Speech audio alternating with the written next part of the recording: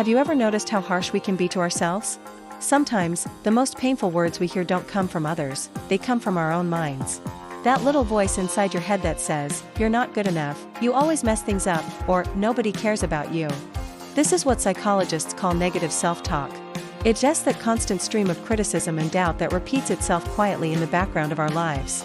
And the worst part? We often believe it without even questioning it. But here's the truth, you are not your thoughts. Just because your mind says something doesn't mean it's true. And in this video, we're going to break that cycle, step by step, in the simplest and most effective way possible. So, what exactly is negative self-talk? It's the habit of thinking and speaking to yourself in a way that's critical, harmful, or self-defeating. It shows up when you make a small mistake and suddenly tell yourself you're a failure. It appears when you're nervous about something and immediately assume you'll fail. These thoughts don't always scream, sometimes they whisper. But they can still affect how you feel, how you act, and how you see the world. Over time, these thoughts can lower your confidence, create anxiety, damage your relationships, and even block you from chasing your goals. It's like having a bully in your brain, always waiting to pull you down. That's why it's just so important to learn how to silence that inner critic and speak to yourself with more compassion and clarity. The first step to stopping negative self-talk is becoming aware of it. You can't change what you don't notice. So start paying attention to the way you talk to yourself throughout the day. Listen for words like always, never, can't, or should. These words are signs of extreme thinking. For example, if you catch yourself saying, "I always fail at this," or "I'll never be good enough," pause right there. Ask yourself, is this thought really true, or is it just a reaction based on fear or past hurt? Most negative self-talk is automatic and irrational. It's not based on facts, it's based on old beliefs and emotional habits. Once you notice these thoughts, you can begin to challenge them. Now let's talk about how to challenge those thoughts. A simple but powerful technique is called thought stopping. The next time a negative thought enters your mind, just say, either out loud or in your head, "Stop." Imagine a red stop sign or even hit a pause button in your mind. Then, take a breath, and replace that negative thought with something more realistic or neutral. Let's say your mind says, "I can't do this." Pause, and instead say, "This is hard, but I can try my best." You're not lying to yourself. You're simply shifting from harshness to honesty and strength. Remember, the goal is not to be unrealistically positive, it's to be kind and fair to yourself. Another great way to manage negative self-talk is to give your inner critic a name.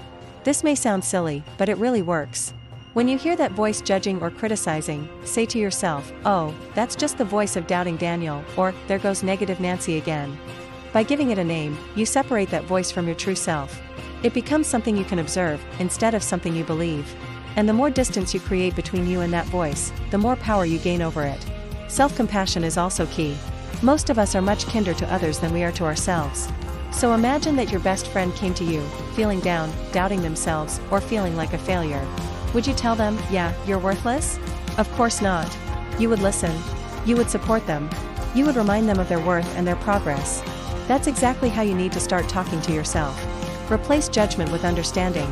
Instead of saying, "I'm such an idiot," say, "I made a mistake, but I'm learning from it." Instead of, "I'm not good enough," try, "I'm growing, and that's what matters." Talk to yourself like someone you deeply care about, because you are. Writing your thoughts down can also help a lot. When you feel overwhelmed by negativity, try journaling for a few minutes. Don't filter yourself, just write what you're thinking. Then, once it's on paper, read it back. Ask yourself, is this thought really fair? Would I say this to someone I love? Most of the time, you'll realize how unkind or untrue those thoughts really are. Then, you can rewrite them, this time with more truth and kindness. This simple act of writing, reading, and reframing can help you take back control of your mental space. Another helpful tool is using gentle affirmations. Now, affirmations aren't about forcing yourself to say things you don't believe. They're about creating a better mental habit. Say things that feel true and supportive. For example, "I am allowed to learn and grow." Or, "I am worthy of respect." Or simply, "I'm doing the best I can." The more you repeat healthy thoughts, the more your brain begins to accept them. Over time, your inner voice becomes your teammate instead of your enemy. Finally, understand that this is a practice. You won't silence your inner critic overnight. But every time you catch it, pause it, and replace it, you weaken its grip. And every time you speak kindly to yourself, you're building a new habit. One that brings confidence, peace, and emotional strength.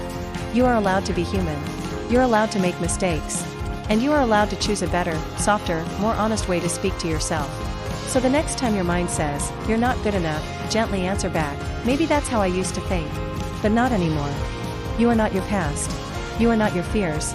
And you are definitely not the negative voice in your head. If you enjoyed this video and you're ready to build a healthier mindset, consider subscribing. Your mind is your most powerful tool, take care of it. Speak to yourself with the kindness you deserve.